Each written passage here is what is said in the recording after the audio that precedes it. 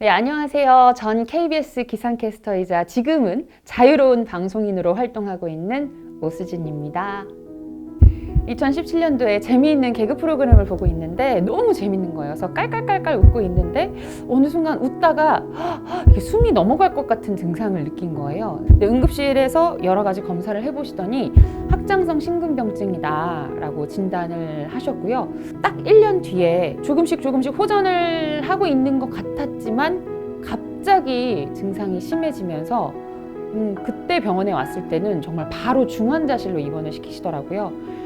그리고 그때부터는 좀 상황이 너무 안 좋아서 저도 기억에 남는 게 이렇게 뜨문뜨문 할 정도로 의식이 있다가 없다가 하는 정도까지 갔습니다. 그리고 의사 선생님께서도 제 상황이 급격하게 안 좋아지는 걸 보고 되게 여러 가지 조치를 막 취하셨어요.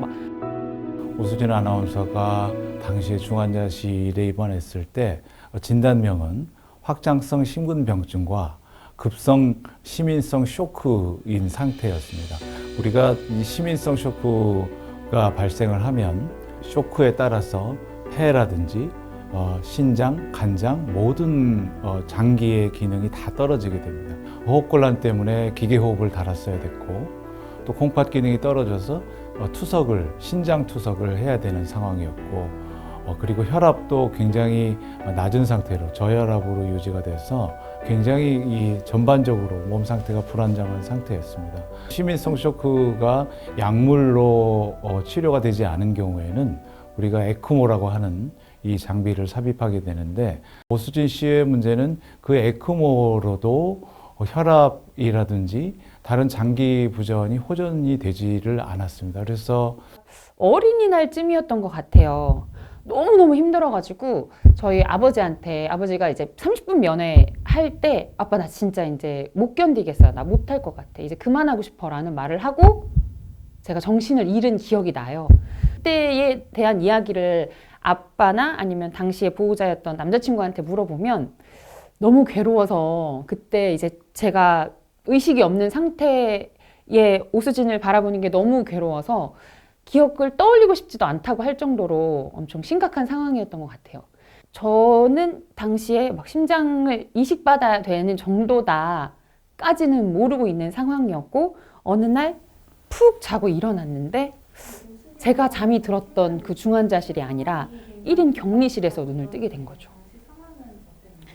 중간에 이런 말초 에크모로 보조가 안 된 상태에서 그대로 뒀다면 아마 이식까지는 가지를 못하셨을 것 같고 중간에 이게 저희가 디시전을 잘 한 것 같아요. 그래서 5월 5일 날 우리가 말초 에크모를 놓고 이틀 있다가 저희가 굉장히 급하게 좌심실 보조장치라는 장치를 개조를 했습니다. 우리가 쓰는 에크모를 개조해서 당시는 지금은 좌심실 보조장치가 실질적으로 우리가 쓸 수 있도록 수입이 돼서 얼마든지 사용할 수가 있지만 그 당시는 이제 그런 장비가 아예 없었기 때문에 이틀 있다가 바로 우리 개용수를 해서 그 좌심실 보조장치를 이제 달았던 그런 기억이 납니다. 그래서 그 이틀 사이에 저희 이제 심혈관외과 중환자 팀과 또 마취과 그 수술팀들이 계속 그 대기를 하고 있었어요. 오수진 씨를 어떻게든 살려봐야 되겠다 이런 마음으로 했었는데 사실 기증자가 굉장히 먼 곳에 있었습니다. 우리가 허혈 시간이라고 하는데 기증자의 몸에서 바깥으로 장기가 나와서 다시 이제 수여자까지 들어가는 시간이 최소 4시간에서 6시간 이하로 되어야지 이 장기가 잘 유지되는 것으로 되어 있습니다. 이동 시간이 3시간 반이 걸리면 내가 이 심장을 그 수여자의 몸에 이제 부착하는 시간은 30분밖에 없는 거죠. 그래서 다행히 한 3시간 만에 거기서 저희 병원까지 도착을 하게 됐고 도착하자마자 바로 저희는 이제 오수진 씨를 수술방에서 모시고 다 준비를 하고 있는 상태에서 심장을 원래 이제 병든 심장을 다 떼내고 들어오자마자 빨리 붙여서 4시간 안에 잘 수술이 끝났었던 기억이 납니다. 약간 삶에서 무엇이 가장 중요한지 그 가치에 대해서 다시 한번 생각해 보게 된 것 같은데요. 그 전에는 KBS 다니면서 아니면 방송하면서 막 명예도 갖고 싶고 돈도 많이 벌고 싶고 막 그런 욕심이 있었다면 지금은 사실 그게 뭐가 중요하지? 라는 생각이 드는 거예요. 병원 안에서 곰곰이 생각해 본 결과 그냥 이 시간, 아까운 시간, 붙잡을 수 없는 시간을 사랑하는 사람들과 꽉 채워서 보내는 게 그것만큼 중요한 게 있을까 하는 생각이 들었습니다. 그리고 또 제가 심장이식을 받자마자 중환자실에 너무 오래 누워있는 탓에 정말 이 걸음마부터 새로 시작해야 됐었거든요. 새로 태어난 아이처럼 걸음마부터 했어야 되는데 병원에 그냥 누워있는 시간도 너무 아까운 거예요. 그리고 교수님께서 할 수 있다고 계속 믿음을 주신 덕분에 나는 할 수 있고 빨리 두 발로 걸어 나가서 다시 일상으로 복귀해야지 그런 마음, 그런 의지로 조금 재활을 열심히 했던 것 같아요. 네, 우리 아기들이 처음에 태어나서 처음에 하는 것이 뒤집고 그 다음에 앉는 거거든요. 똑같은 얘기를 해줬습니다. 그 다음에 이제 쓰는 거죠. 그래서 처음에 먼저 앉아라. 그 다음에 쓸 수 있어야 된다. 그 다음에 이제 걸을 수 있을 거다라고 얘기를 했고 지금 현재 오수진 아나운서 상태를 보면 우리가 작년 2023년 6월에 초음파를 시행을 했는데 심장 이식 거부 반응이나 이런 것은 전혀 없고요. 심장 기능은 아주 정상적으로 잘 유지를 하고 있고 운동 기능 검사를 해보면 정상 같은 나이에 있는 환자분보다 112%의 운동 능력을 보여요. 그래서 역시 오수진 아나운서한테 외래에서 제가 항상 얘기를 했던 것이 계속해서 체력을 잘 관리를 해야 된다.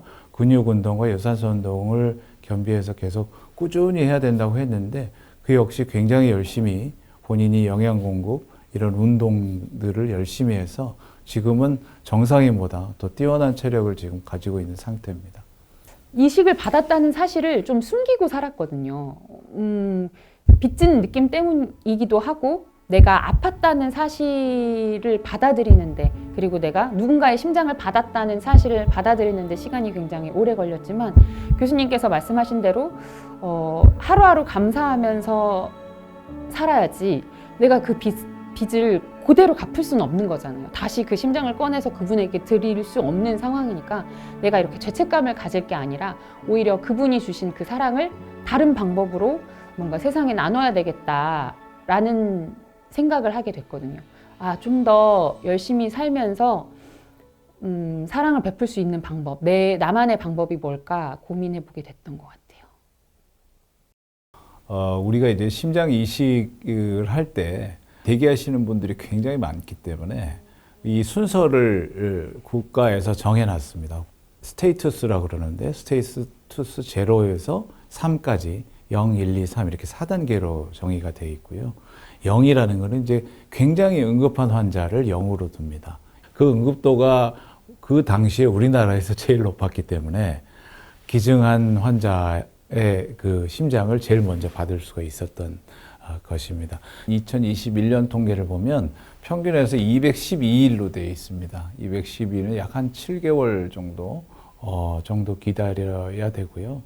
근데 이제 아까 말씀드린 것처럼 스테이투스 0, 그러니까 제일 응급한 환자들은 한 120일 정도가 있으면은 이식을 받을 수가 있고, 그 다음 1단계, 그러니까 스테이투스 1은 병원에 입원해서 강심제를 맞고 있거나 좌심실 보조장치를 갖고 있는 사람이 1단계인데, 그분들은 350일을 기다려야 됩니다. 1년 정도를 기다려야 되는데, 대기자는 지금 2021년 현재가 950명입니다.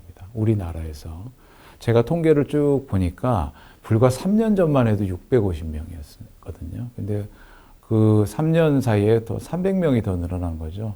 실제로 신부전 이 유병률 자체가 우리나라가 약간 고령사회로 진입을 벌써 한 상태이기 때문에 정말 기하급수적으로 대기자는 늘고 있는 상태여서 이런 기증서약이라든지 일반인들이 도와주셔야 될 것들이 굉장히 많다고 생각을 합니다. 사실 제가 그 중환자실에 입원을 했을 때가 결혼을 앞둔 지 한 2주 전이었거든요. 남자친구도 하루아침에 와이프가 될 사람이 병실에 누워서 막 의식이 있다가 없다가 하니까 얼마나 고통스러웠을지 아직도 그때 이야기를 하면 좀 눈물이 글썽글썽해요.